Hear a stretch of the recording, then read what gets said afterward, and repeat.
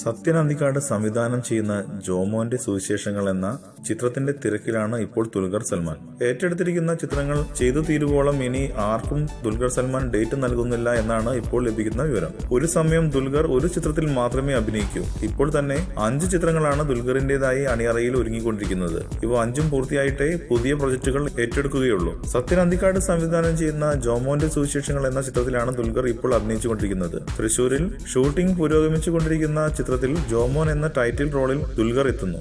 അനുപമ പരമേശ്വരനും ഐശ്വര്യ രാജേഷുമാണ് ചിത്രത്തിലെ നായികമാർ. ചിത്രം ക്രിസ്മസിന് റിലീസ് ചെയ്യും. സത്യൻ അന്തിക്കാട് ചിത്രത്തിന് മുമ്പ് ദുൽഖർ ചെയ്തു തുടങ്ങിയതാണ് അമൽ നീരദ് ചിത്രം. ചിത്രത്തിന്റെ 99% ജോലികളും പൂർത്തിയായി.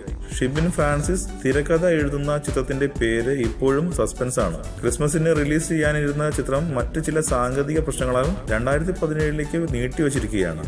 സത്യൻ അന്തിക്കാട് ചിത്രം പൂർത്തിയാക്കിയാൽ ദുൽഖർ ബിജോയ് നമ്പ്യാർ സംവിധാനം ചെയ്യുന്ന ചിത്രത്തിലേക്ക് കടക്കും. ഒക്ടോബർ പകുതിയോടെ സിനിമയുടെ ഷൂട്ടിംഗ് ആരംഭിക്കും എന്നാണ് കേൾക്കുന്നത്. ബിജോയ് തന്നെ നിർമ്മിക്കുന്ന ചിത്രത്തിന്റെ കൂടുതൽ വിവരങ്ങളൊന്നും പുറത്തുവിട്ടിട്ടില്ല. 2017 ദുൽഖർ ആദ്യം ചെയ്യുന്ന ചിത്രം ലാൽ ജോസിന്റേതായിരിക്കുമെന്നാണ് പുതിയ വാർത്തകൾ. വിക്രമാദിത്യൻ എന്ന ചിത്രത്തിന് വേണ്ടിയാണ് നേരത്തെ ലാൽ ജോസും ദുൽഖർ സൽമാനും ഒന്നിച്ചത്. അതിനുശേഷം സത്യൻ അന്തിക്കാടിന്റെ മകൻ അനൂപ് സത്യൻ സംവിധാനം ചെയ്യുന്ന ചിത്രത്തിലായിരിക്കും ദുൽഖർ സൽമാൻ അഭിനയിക്കുക. ബോബി സഞ്ജയ് ടീമാണ് ചിത്രത്തിന് തിരക്കഥ എഴുതുന്നത്. ഏറെ പ്രതീക്ഷയോടെ ഈ ചിത്രത്തെ ദുൽഖറും ആരാധകരും കാത്തിരിക്കുകയാണ്.